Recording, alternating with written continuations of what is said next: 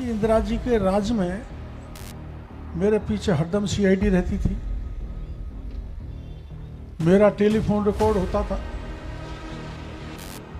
तो मैंने कि पहले के अधिकारी अभी तक बैठे हैं, मेरा टेलीफोन रिकॉर्ड कर रहे हैं, आज भी हो रहा है टेलीफोन रिकॉर्ड।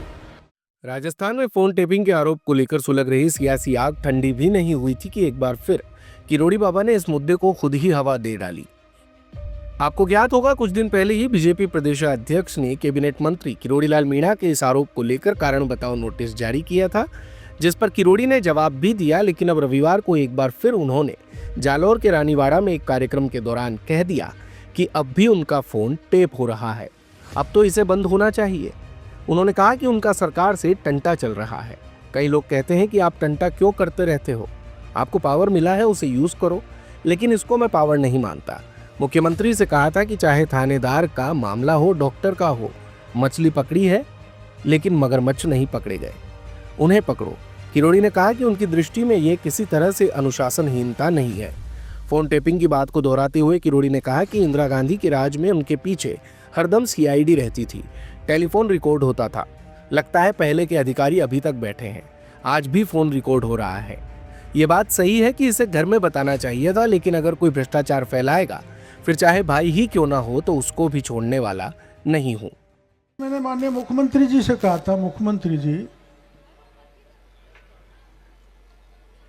चाहे थानेदार का मामला हो, चाहे मास्टर का हो, चाहे डॉक्टर का हो, चाहे आरएस का हो, जो भी मामले, चाहे आमागढ़ का हो, उनमें मछली तो पकड़ी गई है लेकिन मगरमच्छ नहीं पकड़े गए, आप उनको पकड़ो।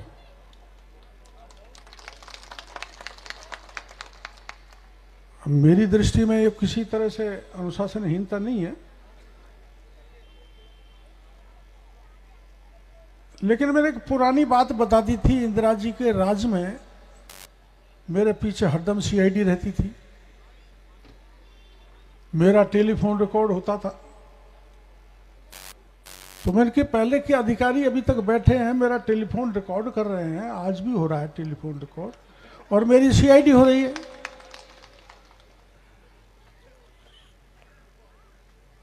तो ये बात सही है, मेरे को घर में बतानी चाहिए थी, छोटी सी गलती हुई। लेकिन